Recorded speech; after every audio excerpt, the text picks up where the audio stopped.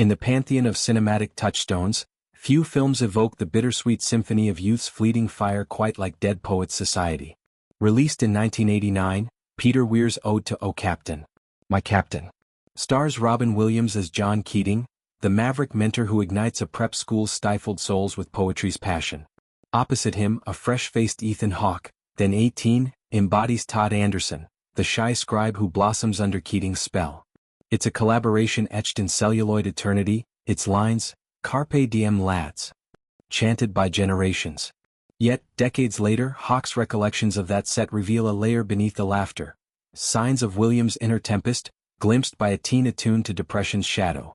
Far from tainting the tale, these insights enrich it, honoring a genius whose genius came at grievous cost. A man who weathered psyche's storms to spark ours. Hawke, now 55 and an Oscar-nominated auteur in his own right, from Boyhood's time-lapse to the Northman's Nordic fury, remains profoundly moved by the memory. Even at 18 I was aware of the complexity of his emotional life, he confides, his voice steady with seasoned sorrow. Familial familiarity primed him for the signs. Depression's dark weave threaded through his lineage, teaching discernment of joy's jagged edges. Williams, the whirlwind of wit who juggled Mork and Mindy's mania with Good Will Hunting's gravity, was a vortex of charisma on set. Off-camera, his improvisations crackled, ad-libbed quips that dissolved cast and crew into hysterics, his energy a elixir against the shoot's rigors. All that power and that charisma came at a certain cost, Hawke reflects. He was a deeply, deeply sensitive person who was highly attuned to the energy of a room. One vignette crystallizes the contrast. Amid a scene's fervor, Williams riffed relentlessly, his inventions eliciting applause that echoed like thunder. Laughter lingered, a buoyant bubble. But as Hawke slipped away for water, the bubble burst. There, in a shadowed corner, huddled the Jumanji jester, alone in darkness.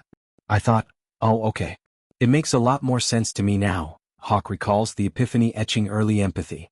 It was the clown's classic conundrum, gifting glee at personal peril, the performer's paradox where applause amplifies isolation. It was a lot. It was taxing, he adds, evoking the toll of constant calibration, the room's mood a mirror to his own mercurial mind. Williams' 2014 Suicide, a seismic shock that silenced studios worldwide, casts retrospective shadows. Yet Hawke insists it refracts, not redefines, the man or the movie. It does not fundamentally change the way I watch the movie, he asserts. The end of his life does not define his life to me. Instead, it illuminates the fortitude.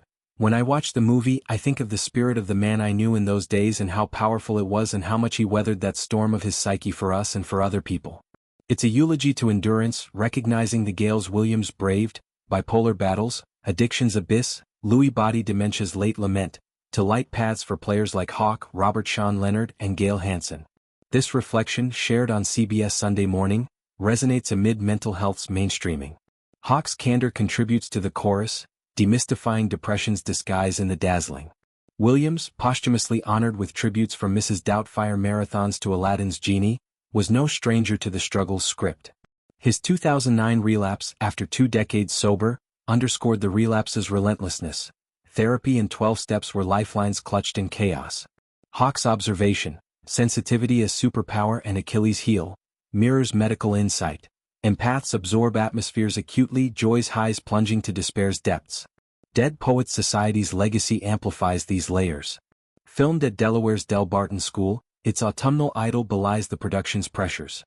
Young actors adrift in adult orbits, Weir's vision demanding emotional excavation. Williams' Keating, inspired by real-life eccentrics like Samuel Sanders, channeled his own nonconformist youth, Ohio State dropout turned Juilliard jester. For Hawke, the role was rite of passage, his Todd a vessel for adolescent angst.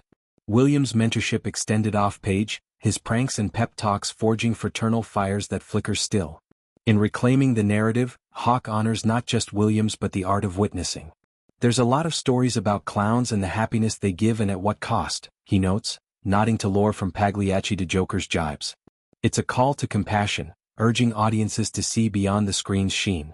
As Hawke helms projects like Wildcat, channeling Flannery O'Connor's fire, Williams' whisper endures. Seize the day yes but tend the tempest within. Ethan Hawke's reminiscence is no requiem but renaissance. A toast to the teacher who taught by torment, the comic who cried backstage. Dead Poets remains a beacon, its poetry undimmed by pain, its captain's courage a course for us all. In remembering Robin we renew our resolve, to laugh loudly, love deeply and listen for the shadows in the spotlight. O Captain, your cost was our constellation, eternal, effulgent, endlessly inspiring.